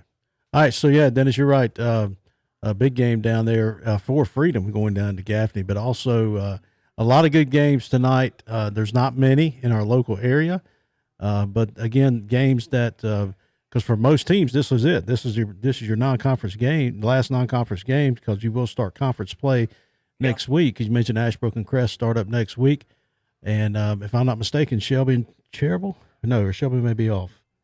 I can't remember. Burns, I should ask Tom when he was in here. But again, conference play is coming up soon because we're now, after tonight, will be 4 games for most teams into the season or through the 4th week. And it will be and now's the time when it starts. I don't want to say it starts to count, but now's the time when you have you have a different flair to the way you play now. Burns is going to run into the Highland Tech buzzsaw. They play Highland Tech next week. Yeah. Okay. And who else were you questioning? Well, I was just doing local teams because we get conference. So Cherryville will be playing Bessemer, Shelby, Burns. Let's see. Cherryville will be at Shelby. Okay, that's what I thought it was. Yeah, Shelby and Cherryville next week. So yeah, you got and also the we mentioned Ashbrook and Crest will be playing the Gaston County teams. They'll start locking horns up. Rutherford County teams will start traveling up to the mountains playing. As East Rutherford plays Brevard next week, which will be a big ball game. I know Coach Russ didn't really want to talk much about it, but that will be because both teams are offensive-wise, both teams are pretty good. I know Kevin was showing me a stat while he was talking. East gave up 428 yards rushing on the ground. It'll be interesting, and that's one of those things things you got to stop. New conference alignment too, because a few years ago they used to play the Cherryvilles, the Shelbys, the Crest. Rutherford County schools. Yeah. Now they all play like the Henderson County schools and those more mountain counties. So it'll be interesting to see if they get realigned a little bit conference wise. And to what he said, it doesn't really go by if you win your conference now, if you automatically get in the playoffs. And then he mentioned something about the multi-conference division, I guess, whatever they're called, classifications. So you can have a 1A playing a 3A and a 2A in that same conference. Yeah. That could be one of those things. It's like, well, if you got a conference that's got 3 1A schools in it, you have a couple 2As and a couple 3As. If they're looking at RPI, that means your non-conference schedule is going to have to be dynamic. Yeah. It's going to have to be, and I think most teams now are doing that, but it's going to have to, you've got to get the best you can. Win or lose, you're going to have to play those teams. And, especially if your conference is part of the weaker or on the weaker side, if you will. And it'll also help those smaller schools too, because, when you start playing in your conference, your RPI schedule will get better. Like if you're a Cherryville playing up, and I don't know how they're going to do that, but, or even a Bessemer City or Thomas Jefferson, but it's still, if you're going to try to do it regional, it's going to be hard for the 1A schools to be able to make it fair, to be able to be in that same conference or in a conference where all schools are fair, because right here, the locals 1A schools, you got 4. Bishop McGinnis, well, that's not really local. That's Winston-Salem. Thomas Jefferson, Cherokee, that's certainly not local. Yeah. And Christ the King, I think that's over in Charlotte. That'd be at Mountain Island. Right now, Cherryville, I remember Coach, or somebody was saying this, Cherryville, the closest public school to Cherryville High School is Avery County. Yeah, probably. Is that right? It's when you try to do regional things, that's when you can get into the weeds there. But Kevin, look at the power poll. Statesville.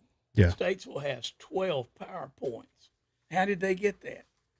They beat some schools that are higher ranked than they are in terms of number of students, but not as good as they are football-wise. Yeah, you're right. And it's, this, and I know we joke about this power, or I joke about it, but it is a decent power poll because at the end of the year, I would say 10 times out of 10, your top 5 teams are the top 5 teams still playing.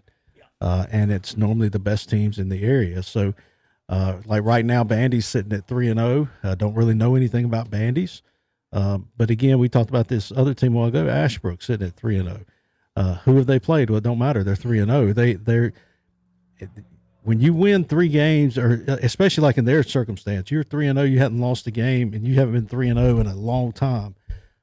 That's going to be one of those things that does help your program. That does help the mentality of your kids. And yes, that will give you that confidence going into conference play. Like, hey, we're actually a little bit better than what we think we are.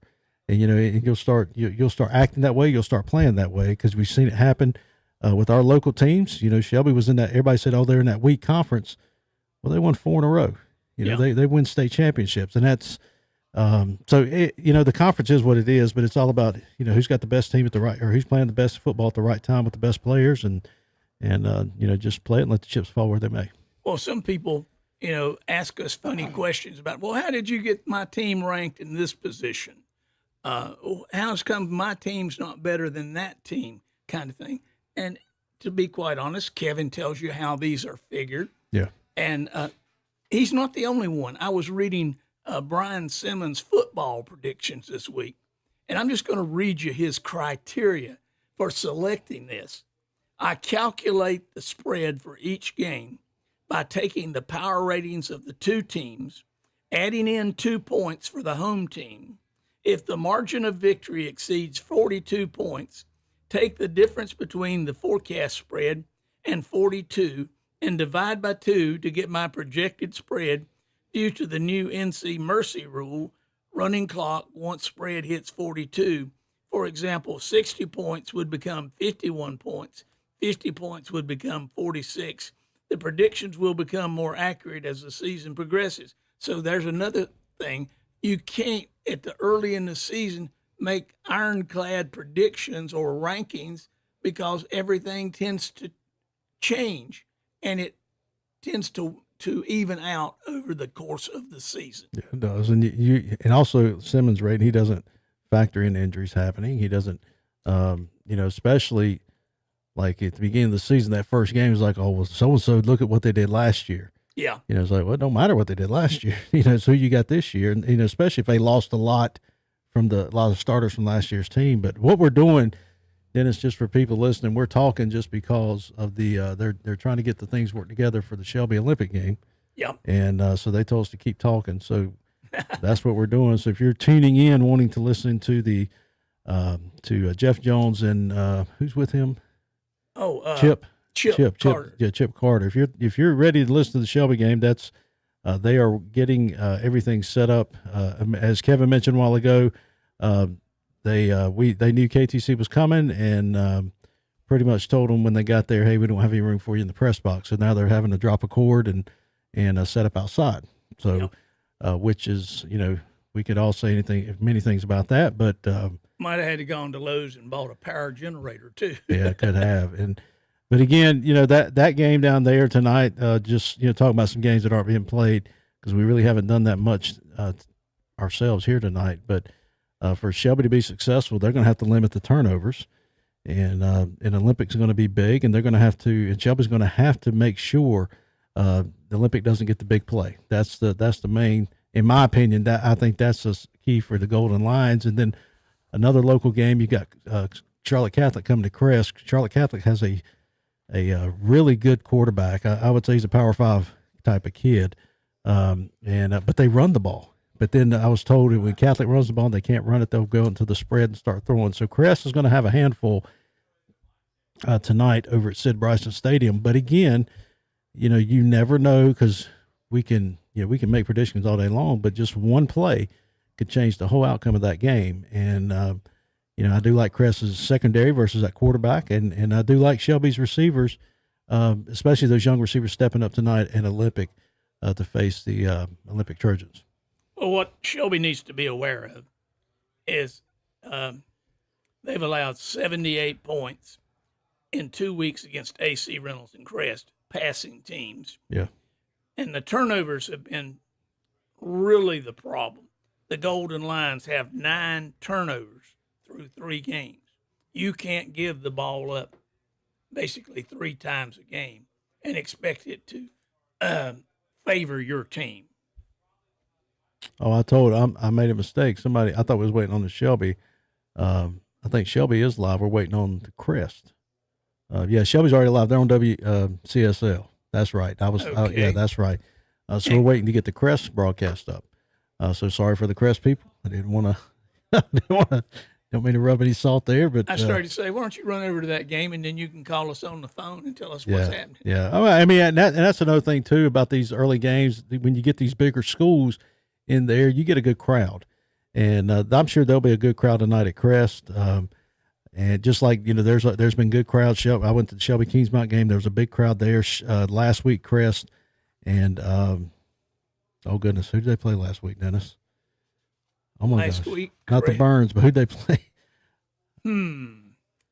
Let me think about that. Last week's games. I've slept since. That's awful. Can't even remember that. And they played Shelby. That's right.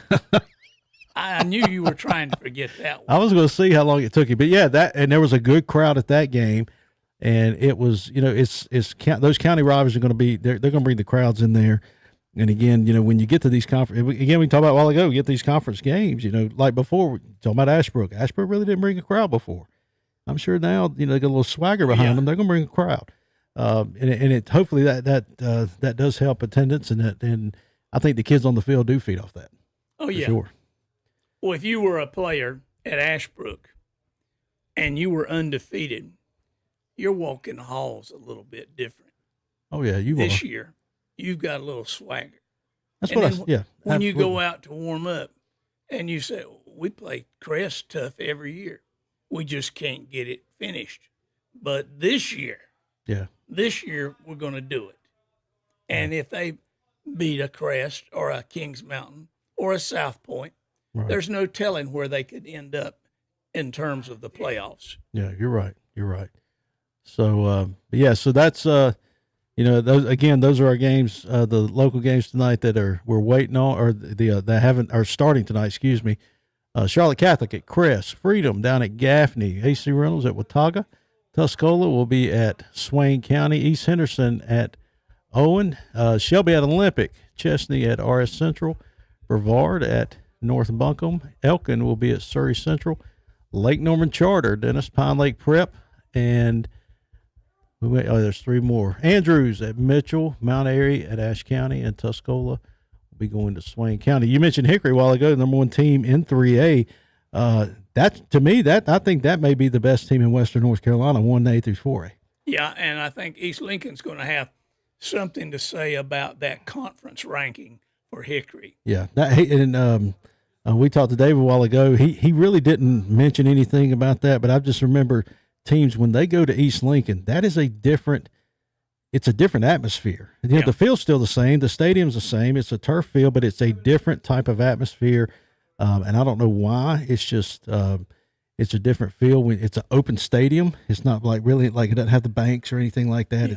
It's open, and it's a tough place to go in there and play the Mustangs. It's that breeze coming off the lake over there. Yeah, I guess, or 77 or whatever it is, the interstate there. But no, it is tough, and they do have a great squad this year, and it'll be interesting. Again, that game next week, that will be may not be I don't think that's going to knock either one of them out of the playoffs. I don't know like that, but could be the first of 2 meetings. It may be determined who's first and who's second in their conference. Yeah, and it could be, like I said, when they get to I'm jumping ahead of playoffs for sure, but that could be I'm not going to say a Western Regional 5. Yeah, absolutely. This could depend on home or away for that game too, because it's going to happen. And again, it's one of those things, and we can look ahead for in 3A Crest Kings Mountain game. That's always a big game there at the end of the season, and it's normally it's come down to Crest, Kings Mountain, or South Point. And if it does that this year, Crest and Kings Mountain, that'll be a big game again for first or second seed coming into the playoffs. But you got to get through South Point and Ashbrook, absolutely, before you get to Kings Mountain. Yeah, absolutely. And but again, like the Crest Ashbrook game next week, that could be a first of two games. That could set your, is it going to be first out of the play, or first out of the conference, or second out of the conference? Those conference games do matter. It's just you've got to be able to win them, and then hopefully, if you win by, I don't care who you are, I wouldn't want to play a team twice in one season. No, and we typically do that with South Point. Well, this is the first game; it don't count because we're going to play you again. Yeah, I know. I know. When South Point and Shelby were in the same conference, when Lance Ware was at Shelby, that first game that decided your conference championship, and it was the last game of the conference. The first time they played, and South Point just pretty much had their way with them. But then when they played that second time down at South Point, the Golden Lions went down there and just pretty much shut the door on them. So again, it's one of those things that you can learn off that first game. You can, or you could, not learn a thing and get beat again. But again, it's just going to be fun to watch these teams play. And again, we talked to Philip Russ a while ago, Coach Russ at East Rutherford. Yeah. And he's one of those, to me, East Rutherford, when you score 55 points, you should win that ball game. But you say, well, you gave up 56. Well, that's true, but you've proven to a lot of people that, hey, because North Lincoln's a good team. They've proven they're a good team this year. You've proven to a lot of people, hey, we got a pretty good offense. But they got what scared out of them last night. Understand they went for a 2-point play at the end and made it. Yeah. Otherwise, yeah, different story tonight. It is. And I talked to a lady this afternoon. Her husband is one of the assistant coaches at East Rutherford. He actually coaches baseball and basketball, softball and basketball at their city park, and in the leagues that I have over there. And his son got to score a touchdown last night. So it's good when you do score that many points and you get wide open offenses, and because a lot of kids get to play. But last night, I don't know if a lot of them got to play or not. When you can score 55, but other teams at 56. So JP, are we? We're still rolling.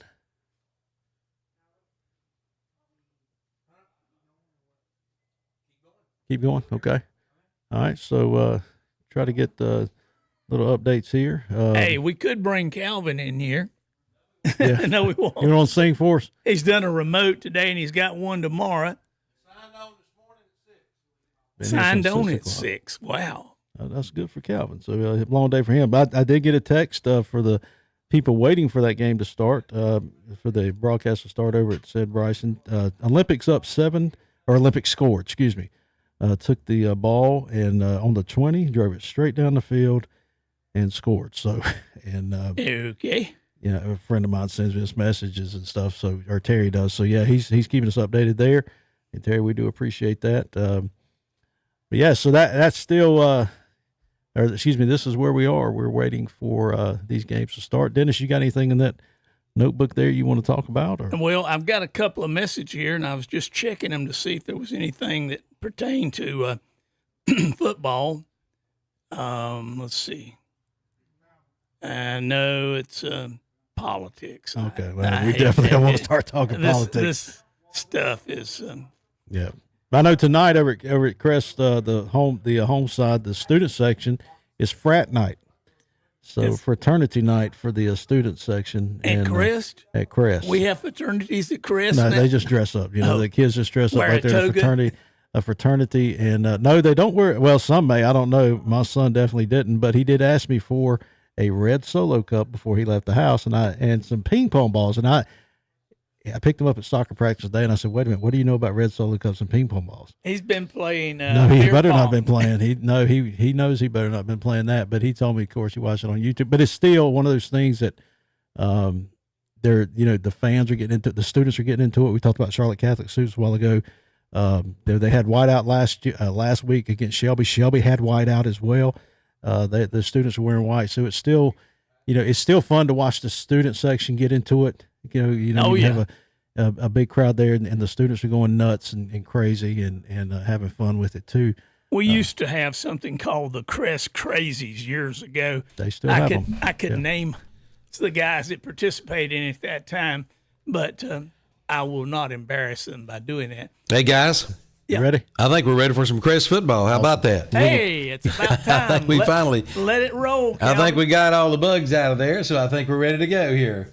I believe it is, well, let me find my barracks on situation here, and we'll be ready to go in just a second. I should have checked this out in a minute. Game barracks on. I think we're ready. All right, you guys have a good night.